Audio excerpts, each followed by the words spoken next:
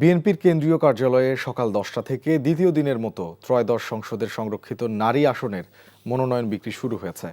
দেশের বিভিন্ন এলাকা থেকে বিএনপি ও এর অঙ্গ সংগঠনের নারী নেত্রীরা সশরীরে এসে মনোনয়ন ফর্ম সংগ্রহ করছেন। মনোনয়ন প্রত্যাশীরা আশা করছেন বিগত প্রায় দেড় যুগের গ্রেফতার, নির্যাতন, নিপীড়ন আন্দোলনের ভূমিকা মাথায় রেখে মনোনীত করা হবে নারী সংসদ সদস্যদের। যোগ্যতাও বিবেচনা করা হবে এমনটাও প্রত্যাশা তাদের। এখন পর্যন্ত প্রায় 150টি মনোনয়ন জমা পড়েছে। মনোনয়ন ফর্ম বিক্রি প্রসঙ্গে বিএনপির সিনিয়র যুগ্ম মহাসচিব রুহুল কবির রিজভী বলেছেন, গণতান্ত্রিক রীতিনীতি অনুযায়ী বিএনপি যেভাবে প্রার্থী বাছাই করে ঠিক একইভাবে এবারও তা করছে। এ সময় তিনি আরও বলেন, নির্বাচন পরবর্তী সময়ে জনগণের কাছে জবাবদিহিতার একটি পরিবেশ সৃষ্টি করা হয়েছে।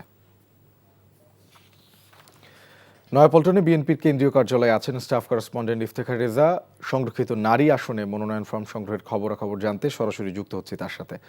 ইফতেখার, সংসদের নারী আসনে বিএনপির মনোনয়ন প্রার্থীদের ভিড় কেমন দেখছেন আজ উল্লেখযোগ্য কে কে ফর্ম সংগ্রহ করেছেন?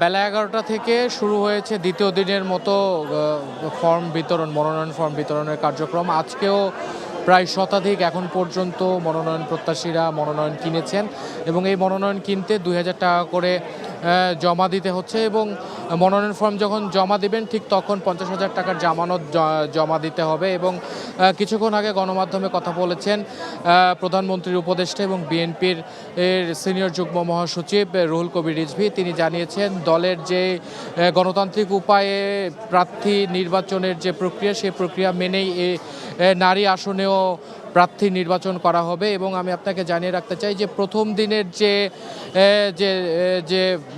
দিনের যে ফর্ম সংগ্রহের যে বিষয়টি প্রার্থীদের, সেটি প্রায় 544 জন গতকাল ফর্ম সংগ্রহ করেন এবং আগামীকাল 12 তারিখ পর্যন্ত ফর্ম সংগ্রহ এবং জমাদান চলবে, কাল বিকেল পর্যন্ত, আগামী 12 এপ্রিল পর্যন্ত। এবং এর সাথে জানিয়ে রাখতে চাই যে সারা দেশ থেকে মহিলা দল সহ বিএনপি ও বিএনপি অঙ্গ সংগঠনের যারা নারী নেত্রী রয়েছেন, যারা বিগত 16 বছর বা 18 বছর যাবৎ নানা লড়াই সংগ্রাম এবং আন্দোলনে নির্যাতন নিপীড়নের শিকার হয়েছিলেন, সেই নারী নেত্রীরা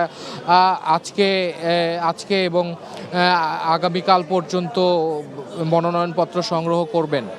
তো এই ছিল পল্টন থেকে সর্বশেষ।